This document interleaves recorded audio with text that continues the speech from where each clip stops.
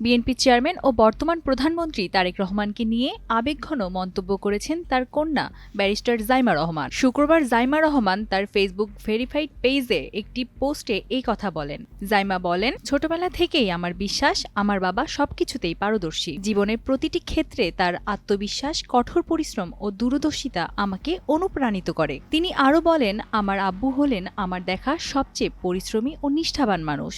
আমার জীবনে তিনিই হলেন সেই একজন ব্যক্তি যার উপর আমি নিশ্চিন্তে যে কোনো পরিস্থিতিতে ভরসা করতে পারি। তারেক রহমানের কন্যা বলেন, বাংলাদেশ ও দেশের জনগণের প্রতি তার গভীর ভালোবাসা ও দেশপ্রেম তাকে আজকের এই অবস্থানে নিয়ে এসেছে। আমি খুবই আনন্দিত যে সমগ্র বাংলাদেশ অবশেষে তার এই অনন্য গুণাবলীগুলো প্রত্যক্ষ করবে।